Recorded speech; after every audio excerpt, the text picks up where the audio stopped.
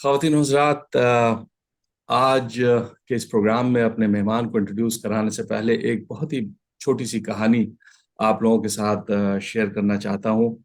और उससे रिलेटेड एक बहुत खूबसूरत सीख वो भी आपसे शेयर करूँगा। कहानी कुछ इस तरह से है कि 1960 में यूपी के मोदी नगर की एक मिडिल क्लास फैमिली में एक बच्चे की पैदाइश होती है।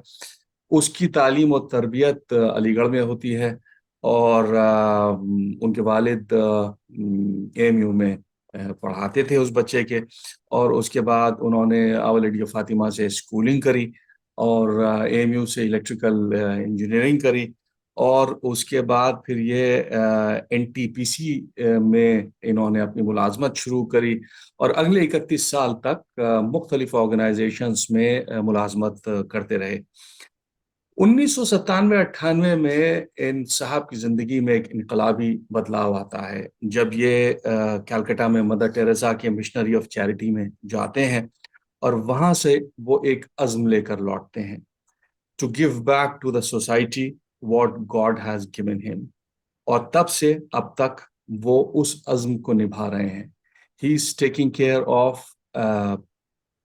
यतीम एंड मजलूम girls in a care center by the name Uday and care.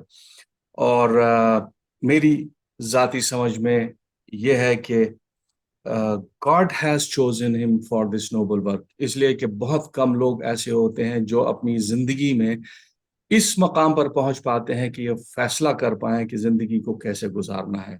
Even though late, but he did take this decision. और उसके बाद से उन्होंने पीछे मुड़कर नहीं देखा है। He is none other than our guest today, mister Deepak Sharma. Deepak साहब, आदाब and honour to have you in my programme. आदाब मुझे भाई। शुक्रिया मुझे यहाँ निमंत्रण देने के लिए और बुलाने के लिए। Thank you. दीपक भाई, जैसा कि मुझे पता है कि आपका बचपन अलीगढ़ में गुजरा और आपके फादर एएमयू में फिजिक्स के उस्ताद थे और स्कूलिंग आपकी आवर फातिमा से हुई। तो बहुत अच्छा लगेगा अगर आप अपने बचपन के उन दिनों के बारे में और अपनी स्कूलिंग और अपने यूनिवर्सिटी डेज के बारे में मुख्तसर तौर पर हम लोगों के साथ शेयर करें तो। जी जरूर। तो जैसा आपने बताया शुरू में कि मेरी पैदाइश मोदी नगर में हुई 1960 में। और 1961 में मेरे फादर को अलीगढ़ मुस्लिम यूनिवर्सिटी में फिजिक्स डिपार्टमेंट में लेक्चरशिप की पोजीशन ऑफर हुई। जी। तो 61 में वो मोदी नगर से अलीगढ़ मूव हो गए और उस वक्त हम 1 साल के थे। तो वर्चुअली कह सकते हैं कि ठीक है पैदाइश हुई, लेकिन बॉर्न ब्रॉट अप मैं अलीगढ़ ही मानता हूँ। 1 साल की उम्र से हम रहे शहर के एक मोहल्ला होता था, तो मोहल्ला ही बोलते हैं, विष्णुपुरी। वहां हम लोग रहते थे किराए के मकान में, 3 कमरे का मकान था। और वहीं से जिंदगी शुरू हुई। फादर हमारे वहीं से डेली यूनिवर्सिटी जाते थे। दिन में 2 बार जाते थे, करीब 7-8 किलोमीटर पड़ता है एक तरफ से। तो जी। साइकिल ही उस वक्त साधन होता था, तो साइकिल से जाना आना उनका दिन में 2 बार। और धीरे धीरे हम बड़े हुए और फिर 4 साल के हुए तो अली इसमें our lady of Fatima school में हमें दाखिला दिलाया गया। मेरी एक छोटी बहन भी थी, तो हम दोनों को ही दाखिला मिला। और हम लोग वहां से पढ़ाई करते करीब 1977 में हायर सेकेंडरी पास आउट किया, जो कि 9, 10, 11 एक साथ होता था। जी। और इस बात का फख्र है बताते हुए कि मैं अपने स्कूल में अपने बैच का टॉपर था। तो आई वाह। Stood first in batch of 35 students. और उसके बाद हमने इंजीनियरिंग का एग्जाम दिया 1977 में।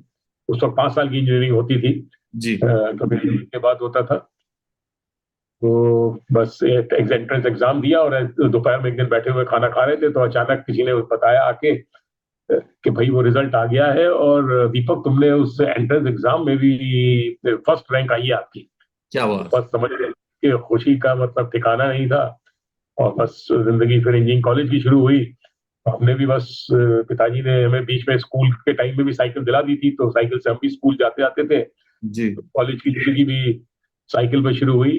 Unlike ji. दीज डेज, ये आपको पता ही है। जी। जी। तो उसके बाद कुछ समय के बाद फादर को कैंपस में, यूनिवर्सिटी कैंपस में अकोमोडेशन मिल गई तो हम लोग वहां शिफ्ट हो गए।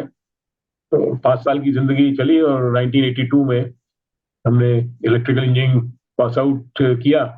और अगेन फखरी की बात यह है कि हम अपने बैच के गोल्ड मेडलिस्ट थे इलेक्ट्रिकल इंजीनियरिंग से। जबरदस्त। तो मतलब ऊपर वाले की मेहरबानी और फिर साथ में हमारी अपनी शायद मेहनत और गाइडेंस पेरेंट फादर की स्पेशली, तो वो फिजिक्स के प्रोफेसर थे, तो एक टीचर के बेटे होने के नाते एक हमें बराबर गाइडेंस मिलती रही। तो इस तरीके से फिर आगे तो फिर जिंदगी कॉर्पोरेट वर्ल्ड की शुरू हो गई 1982 से। अच्छा, तो वो तो खैर मुलाजमत के साल 31 साल आपने बताया है कि 31 साल तक आप मुलाजमत करते रहे अलग अलग जगहों के ऊपर, तो बड़ा एलैबोरेटिव एक्सपीरियंस आपका वो रहा होगा। तो हम बात शुरू करते हैं 2009 से, जब से आपने full time Udayan care NGO से आप एसोसिएट हुए। और with this organization you take care of traumatized girls who are runaway girls, orphans, abused and abandoned girls। तो इस एसोसिएशन से आप कैसे जुड़े? मुझे भाई 2009 में मैं उस वक्त टाटा डोकोमो में काम कर रहा था एक सीनियर पोजीशन पे। जी। और टाइम्स ऑफ इंडिया का एक एडवर्टाइजमेंट आया उस वक्त के कुछ एनजीओ हैं जो they are looking for volunteers. Okay. ठीक है। तो मैं और मेरी वाइफ डॉक्टर हैं, वो केजीएमसी लखनऊ के पास आउट हैं, एमबीबीएस एमडी। अच्छा। और तो और उस वक्त 2009 में my son was studying eight IIT Delhi second year. Okay. तो हमारे पास टाइम था तो हमने उसमें रजिस्टर कर दिया कि देखते हैं, क्योंकि we wanted to give back. तो सोच तो हमारी 36 साल में ही आ गई थी जब मदर जी। टेरेसा के वहां पे विजिट किया था। तो हमने कहा let's see what it is all about. तो हमने उसमें रजिस्टर किया। तो उसमें पूछा कि आप क्या करना चाहते हैं। तो हमने कहा हम बच्चों को पढ़ाना चाहते हैं, जो भी कोई एनजीओ हमें ऐसी एनजीओ बताइए जो पढ़ाने में फोकस हो। उन्होंने हमें मतलब to cut the story short हमें उदयन केयर के साथ कनेक्ट कर दिया 2009 में। जी। और हम नोएडा में रहते थे उस वक्त। तो उदयन केयर ऑर्गेनाइजेशन है, बहुत सारे होम्स रन करती है उन बच्चों के लिए, जैसे आपने बताया जिनके माता पिता नहीं है। तो हम वहां पे जाना शुरू कर दिए 2009 से। और वो जर्नी हमारी as a part time volunteer शुरू हुई, जहां हम शाम को ऑफिस के बाद चले जाते थे या सैटरडे संडे चले जाते थे और बच्चों को वहां पढ़ाना। मुझे स्पोर्ट्स खेलने का बहुत शौक है, तो बच्चों के साथ पार्क में ले जाके क्रिकेट फुटबॉल खेलना और वो सारा कुछ मतलब चलता हम्म। रहा। 2013 तक ये 3 साढ़े 3 4 साल की जर्नी जो है as a part time volunteer रही। और उसके बाद उस पीरियड में हमने ये भी असेस कर लिया कि ये बहुत साफ सुथरी एनजीओ है। तो आजकल भी ऑल नो के एनजीओ का नाम भी बहुत बदनाम होता है। और जी। तो but this is very very neat and clean organisation. वो सारा असेसमेंट हो गया। और जैसी ड्रीम थी तो 2013 में सितंबर 2013 में अपने लास्ट जॉब से अलविदा कहा और फुल टाइम इसमें मतलब एज ए वॉलंटियर शरीक हो गए। और मतलब आज अब 10वां साल शुरू हो गया है।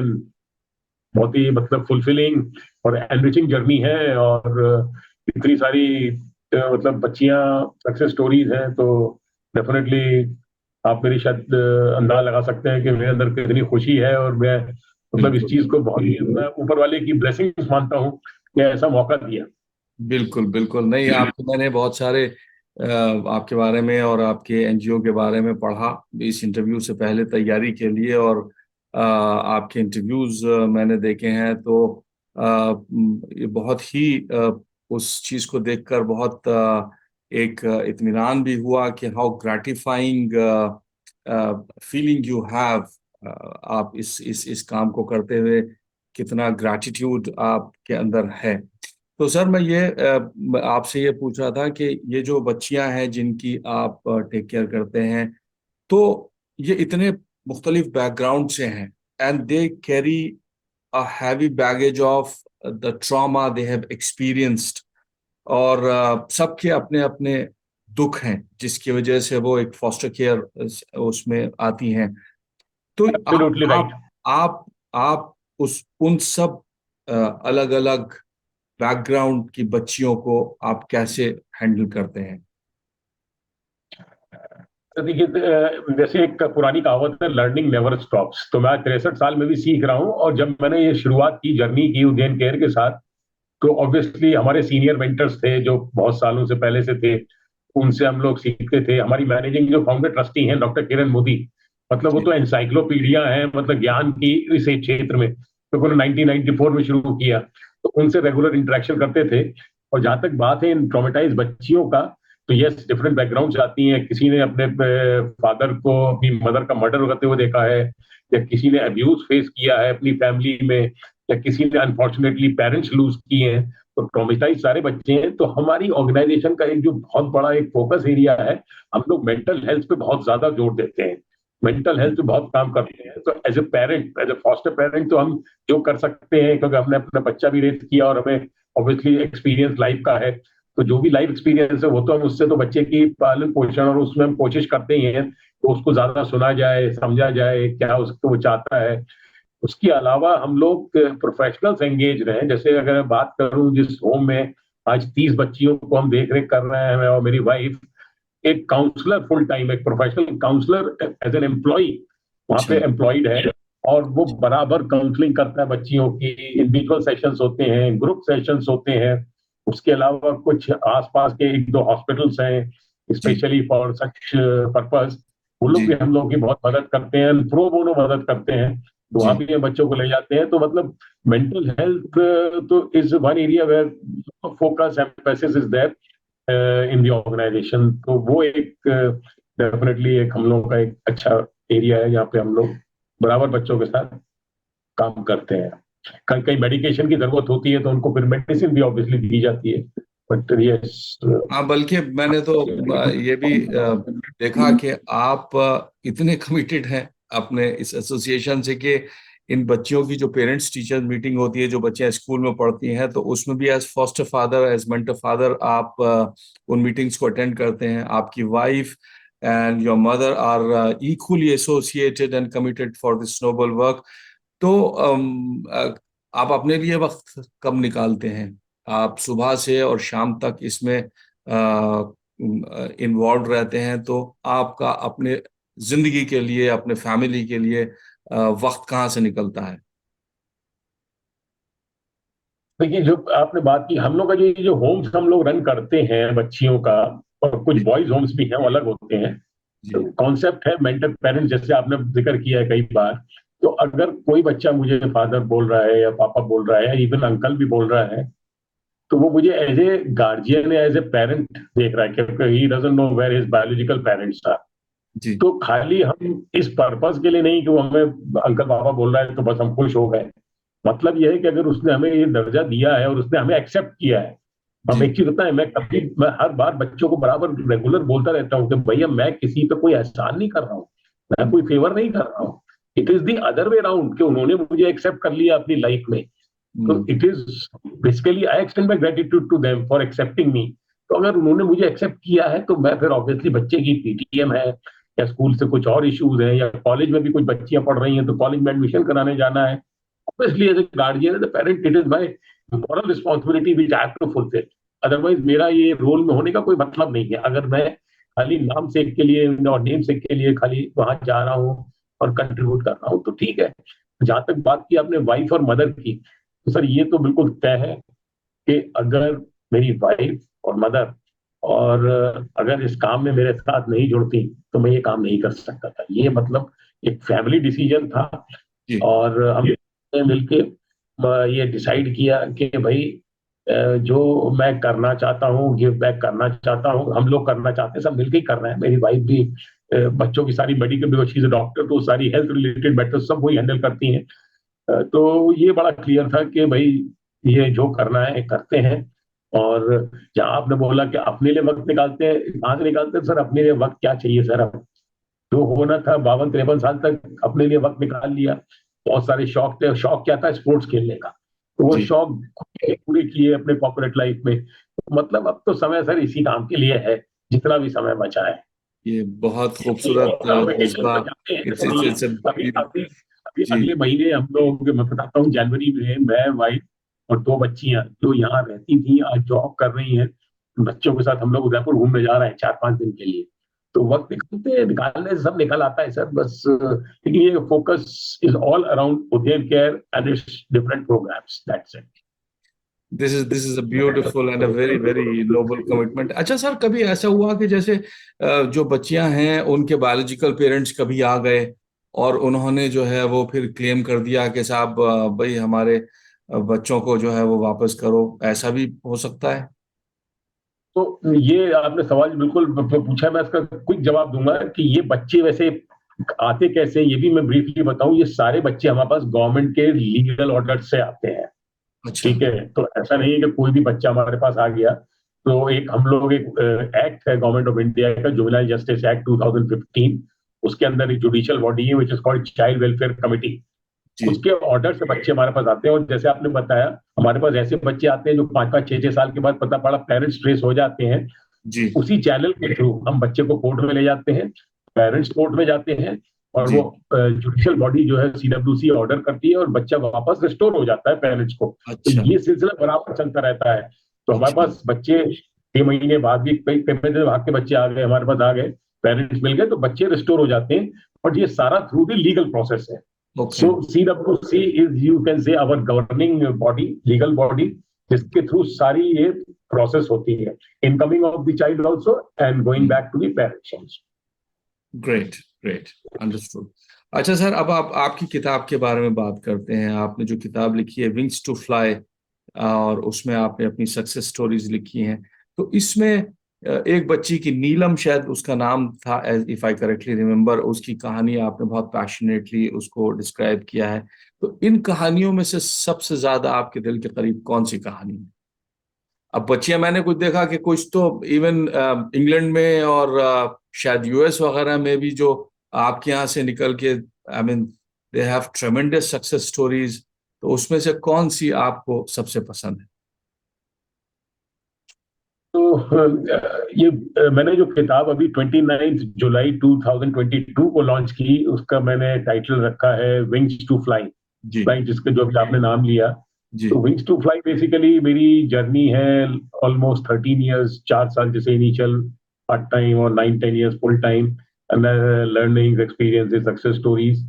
और इसमें मैंने, आई डोंट नो, पता नहीं आपने अभी, आपके हाथ लगी है नहीं लगी है नहीं, किताब। नहीं, नहीं, मैंने जी। तो जी। मंगा सकते हैं, अवेलेबल है अभी बिल्कुल। अमेजोन पे। जी। तो उसमें मैंने एक स्पेशली चैप्टर एक अलग से मैंने बनाया है, which is title greatest success stories, right. तो उसमें दो बच्चों की सक्सेस स्टोरी है। उसमें एक बॉय है, एक गर्ल है। तुषार करके एक बच्चा है जिसकी के सक्सेस स्टोरी मैंने उसमें लिखी है उस चैप्टर में। और एक बच्ची शीतल है। तो इन अच्छा। दोनों बच्चियों की सक्सेस स्टोरीज उस चैप्टर में डिफाइंड है। और किस तरीके से ये हमारी जिंदगी में आए और किस तरीके से इनके साथ जिंदगी चली, तो वो एक मैंने उस चैप्टर में डिस्क्राइब किया है। वैसे बहुत सारी सक्सेस स्टोरीज हैं, लेकिन हाँ, जब आपने पूछा कि कौन सी क्लोजेस्ट या नियरेस्ट टू हार्ट है, डेफिनेटली शीतल और तुषार की story I would place at the top जरूर ऑफ आपकी द। ये किताब मंगवाकर जो है वो पढ़ी जाएगी, बिल्कुल, इसलिए कि बड़ी या आप मुझे मुझे इंस्पायरिंग। अपना एड्रेस भेजिएगा, ऑनेस्टली बता रहे हैं, आप अपना एड्रेस भेजिएगा, मैं आपको यहाँ से भेजूंगा किताब, I will, signed I copy. Will, I will definitely, definitely. I it will will be an post it honour. Tomorrow only. आप मुझे आज एड्रेस व्हाट्सएप करिए एंड टुमारो जरूर, आई विल पोस्ट। जरूर, जरूर, it will be a prized possession, आपकी autographed करी हुई किताब जो है। अच्छा सर, मैं, आपने खुद ही कहा कि आप फिटनेस अच्छा, फ्रीक हैं। किताब के बारे में कुछ एक दो चीजें और बोलने का अगर आप मुझे, प्लीज, प्लीज। है ना, तो किताब को मैंने, ये सब ऐसा जो भी मैंने अभी तक बोला है, आगे बोलूंगा, वो सारा मेरा अपना पर्सनल व्यू है। तो राइट और रॉन्ग तो कुछ होता नहीं लाइफ में। मतलब मुझे राइट लगता है, किसी और को हो सकता है वो ठीक ना लगे। मैंने किताब को 3 हिस्सों में बांटा है। Phase 1 which is learning phase, जब हम स्कूल कॉलेज में होते हैं। फेज 2 अर्निंग फेज, जब हम जॉब, नौकरी, बिजनेस जो भी है। और बिल्कुल। तीसरा फेज होता है लाइफ का रिटर्निंग फेज, राइट, राइट। जबकि हमें रिटर्न करना है। तो मैं जी। इस वक्त जिंदगी के रिटर्निंग फेज में हूँ। और हर इंसान के पास, आज सुबह भी ऐसी किसी से कॉल हो रही थी, तो हर इंसान के पास 4 चीजें होती हैं। हर एक के पास, मैं आपको बताता हूँ, हर एक के पास 24 घंटे हैं, है ना। आपके पास भी, मेरे पास भी। आपके पास भी नॉलेज है, मेरे पास भी नॉलेज है। आपकी हो सकता है लीगल लैंग्वेज नॉलेज हो, मेरी टेक्निकल हो, वट, नॉलेज सबके पास है इन सम फॉर्म और दी अदर। तीसरा, जिसको हम बोलते हैं लव या प्यार, हम सब लोग किसी न किसी फॉर्म में प्यार करते हैं किसी से भी। और चौथा मैं बोलता हूँ वेल्थ। आपके पास 100 रुपए हो सकते हैं, मेरे पास 100 करोड़ हो सकते हैं, लेकिन वेल्थ सबके पास होती है।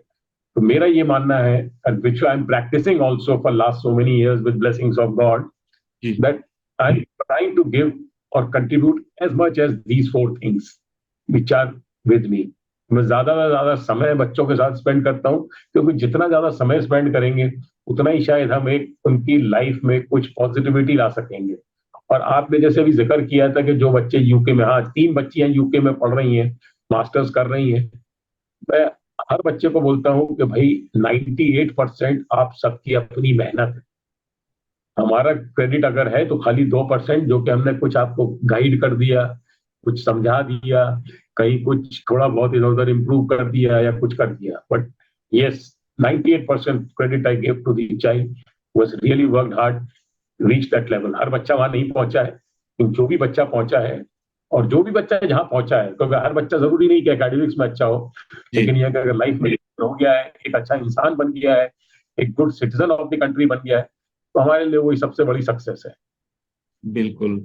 नहीं, आई विश कि ये बहुत ही बुनियादी उसूल जिंदगी के जो है वो अगर सबकी समझ में आ जाएं और सब इनका इस्तेमाल करना शुरू करें तो फिर ये समाज जो है वो बहुत बेहतर जगह होगी। एक छोटा सा स्टेटमेंट बस दूंगा जो मैंने बहुत साल पहले पढ़ा था, जी even if you have been able to change one life, you have change the whole world.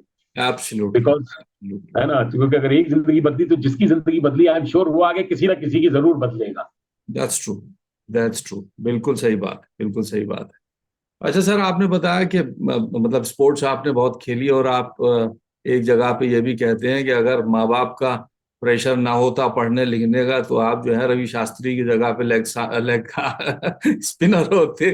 तो बिल्कुल। जो है वो आप क्या यूनिवर्सिटी से भी खेलते थे? यूनिवर्सिटी लेवल पे खेले हैं आप किसी? देखो देखो मुझे भाई, देखो ऐसा है, बिल्कुल आपने सही फरमाया। तो पहली चीज तो माँ बाप का प्रेशर नहीं था, लेकिन ये था कि बेटा उस वक्त आईपीएल और वो सब तो होता नहीं था, ठीक है। साल में एक दो टेस्ट सीरीज कभी होती थी। सही तो उन्होंने बात है, बोला भाई देखो इसमें कैरियर नहीं, अगर नहीं बन पाया तो आप कहीं के नहीं रहोगे, पढ़ लिख लो। अब सही पढ़ बात। लिखने में क्या हुआ कि वो पढ़ाई की तरफ जब चले तो ओएलएफ में फर्स्ट आ गए, फिर इंजीनियरिंग एंट्रेंस में फर्स्ट आ गए, तो वो जिसे जी बोलते हैं ना खून खून लग गया। तो बोला फिर तो ये हुआ कि भाई क्रिकेट को एज ए हॉबी रखेंगे, ठीक है, जी जब मौका मिलेगा खेलेंगे, लेकिन हाँ अब एकेडमिक्स की तरफ ही चल पड़ते हैं। तो जी। बस क्रिकेट में यूनिवर्सिटी नहीं खेला, लेकिन हाँ खेलता तो मैं जरूर, सेलेक्ट भी होता, मैं अपने ऊपर कॉन्फिडेंस है। लेकिन हाँ कॉर्पोरेट में जब 21 साल से लेके और 53 साल तब तक छोड़ा, 32 हम्म। साल में कम से कम 300-400 कॉर्पोरेट क्रिकेट मैचेस खेले होंगे मैंने। चाहे वाह। सचिन ने भी इतने ना खेले हो मैचेस, उतने मैचेस मैंने दिल्ली एनसीआर के हर ग्राउंड में 10 20 मैच खेले हैं। और वो मेरा आज भी पैशन है, कहीं के बच्चे क्रिकेट खेल रहे होते तो मैं देख के खड़े होकर देखने लगता हूँ। तो अच्छा क्रिकेट बच्चे, लेकिन पिछले 5 6 साल से मैंने टेनिस पिकअप कर लिया, so I once in a week play tennis. अच्छा। अच्छा, टेनिस खेल रहे हैं आजकल? तो स्पोर्ट्स मेरा मतलब एक डीएनए में है। अच्छा, that's good, that's very good.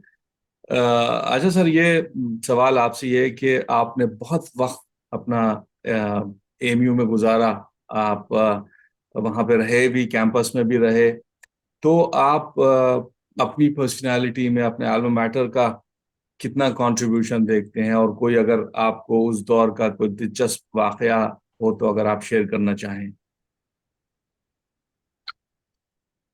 इस सवाल को जब मैंने, मुझे थोड़ा सा सोचने दीजिए, बट हाँ, जो सबसे बड़ा कंट्रीब्यूशन, मतलब मैं अगर बोलूं कि अलीगढ़ में मतलब वर्चुअली पैदा होना, बड़ा होना, स्कूलिंग, इंजीनियरिंग, तो चाहे वो लेडी फातिमा हो जहाँ पे मैं 10 11 12 साल पढ़े स्कूल में, या इंजीनियरिंग कॉलेज हो, इट्स मोरलेस एवरीथिंग इज लिंक्ड। तो सबसे बड़ा जो मेरे अंदर आया, और शायद आज उसी का वो नतीजा है कि मेरे अंदर जो एक फीलिंग ऑफ ह्यूमैनिटी, और कभी, मतलब वो क्या बोलते हैं ना, मतलब रिलीजन कभी मेरे दिमाग में नहीं आया, टू बी ऑनेस्ट। जी समझ रहे हैं कि भाई कौन हिंदू है, कौन मुस्लिम, अरे इंसान अगर अच्छा है तो अच्छा है उसमें। बिल्कुल। This is something which I really learned इन अलीगढ़ और एएमयू, जो मैं सबसे बड़ी उसको देन मानता हूँ। और शायद वहीं से वो चला कि भाई आज हम जो काम कर रहे हैं उसमें भी इंसानियत ही सबसे बड़ा धर्म है। हमारे पास हर धर्म के बच्चे, हर कास्ट के बच्चे आते हैं हमारे होम में, चाहे वो हिंदू हो, मुस्लिम हो, सिख हो। हम बच्चे का धर्म थोड़ी देख रहे हैं, बच्चे की जरूरत है, हमारी इंसानियत है, हम उसकी देख रहे हैं। तो ये बहुत बड़ा एक कंट्रीब्यूशन है। और जैसे मैं अगर मैं बोलूँ, अब बाद में जो लोग इसको देखेंगे तो दे माइट से, बट मेरे फादर जब फिजिक्स के प्रोफेसर थे तो उनको ब्रिज खेलने का बड़ा शौक था, ठीक है। तो उनका एक ग्रुप था 5 लोगों का, ठीक है, and he was the only Hindu in that. और 5 लोगों का रोटेशन से वीक में मतलब होता था कि आज उनके घर, आज उनके घर। और मतलब मेरा तो ये एक हम लोग का मतलब सेकुलरिज्म जो वाली बात है, इंडिया है सेकुलर कंट्री, मैं ये नहीं बोल रहा हूँ, लेकिन शायद मेरे अंदर कुछ कुछ ज्यादा ही हो। और मैं इसका मतलब एक्चुअली शुक्रगुजार भी हूँ कि मैं ये कभी सोचा ही नहीं। I never looked at people's caste, creed, religion. I only looked at person side of it, इंसान कैसा है आदमी, ठीक है। तो सेम वे तो मेरा तो अगर बेस्ट फ्रेंड की बात करूं तो हम लोग नेबर्स थे। लेडी फातिमा में हम लोग नर्सरी से लेके 11th किए, इंजीनियरिंग साथ किए। और आज वो प्रोफेसर है मिर्जा सालिम बेग, पता नहीं आपने सुना होगा, इलेक्ट्रिकल इंजीनियरिंग में। जी जी तो हम जी। लोग कैंपस में नेबर्स भी थे।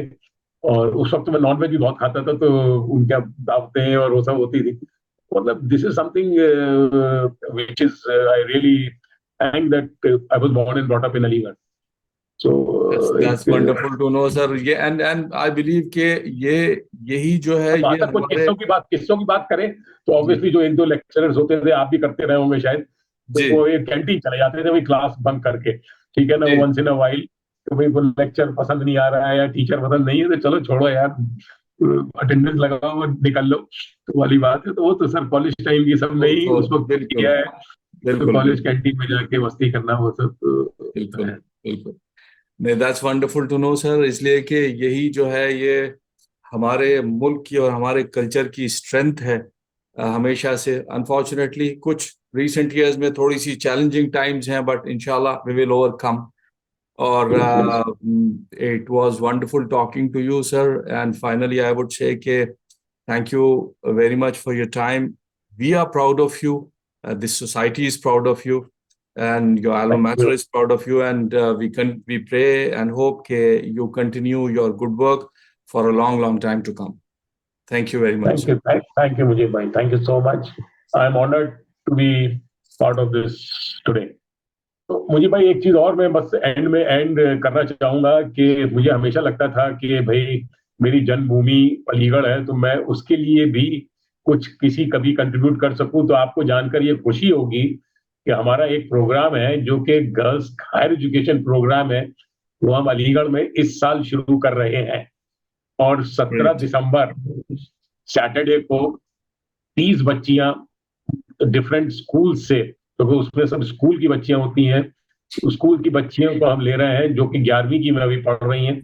और इस प्रोग्राम में 11वीं से लेकर till they graduate they be part of this programme, जिसमें हम मेंटरशिप, फेलोशिप और वो सब करते हैं। जी मैं खुद भी आऊंगा ऑब्वियसली 17 को, जब ये इसका पूरा हम लोग का फॉर्मल इंडक्शन प्रोग्राम होगा। और उसकी रिकॉर्डिंग आपको मैं भेजूंगा, जो भी क्लिपिंग्स होगी।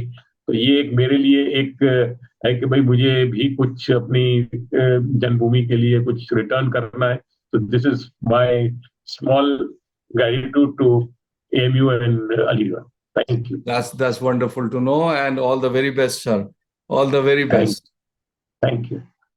Thank you.